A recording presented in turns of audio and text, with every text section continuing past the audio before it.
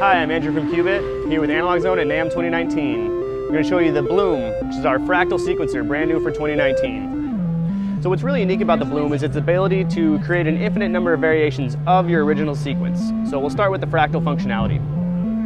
At the bottom we have our mutation knob. Now what this knob does is it sets the amount of random deviation per note.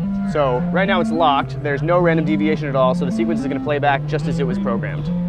If we bring mutation up all the way, every step is going to be a new randomly chosen value. And then if we set it to the dead center, it's going to choose a new value 50% of the time. So it's really neat if you just want to quickly auto-generate a sequence. You can just do that and then lock it, and then you're set with your sequence that you just generated.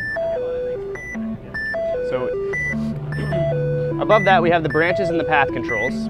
The best way to think of these is to use the analogy of a tree.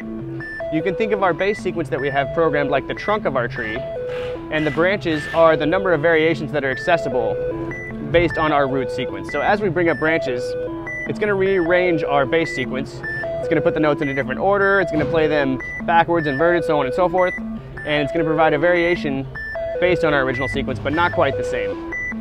Above that we have the path control. Now what this does is it sets the route that the sequence takes as it travels through all of our possible variations in our root sequence. So as we turn this, it's going to pick a new way to travel, and it's going to create a new sequence based on that. So if we bring these up, start to get variations of our original sequence. It's still familiar, but it's not quite the same thing. And then above that, we have our root control, which is a global transposition. It's just going to shift everything up diatonically, or you can set it to be not diatonic if you want as well. So let's talk about the core sequencer functionality.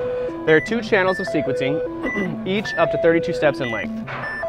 You can choose which channel you're currently editing by using the channel button. So if it's blue, you're on channel 1, green is channel 2, and then the white LED means that you're doing on a global page. You can edit both channels simultaneously. So at our left we have 8 encoders. These 8 encoders correspond to the 8 steps of the current page that we're looking at. This column of LEDs here corresponds to the 4 pages that are accessible. So there's 8 steps per page, 4 pages with a grand total of 32 steps per sequence. So if you want to change a step value, all you have to do is change the encoder associated with that specific step, and it updates on the fly. So we can bring these down a little bit, and it just changed our sequence right there.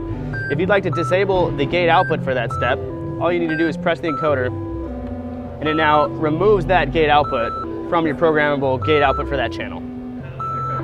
And if you want to change any of the deeper playback settings, all you need to do is hold down the shift button and change the encoder associated with that specific parameter. So for instance, if we wanted to change length, just hold down shift and adjust the length control. We now have a 16-step sequence. Another cool thing about the Bloom is its ability to save patterns. Each channel can save up to 32 patterns, and they retain in between power cycles. So you can save a number of variations of your own sequence, different sequences. It's really useful for in a live scenario, performing.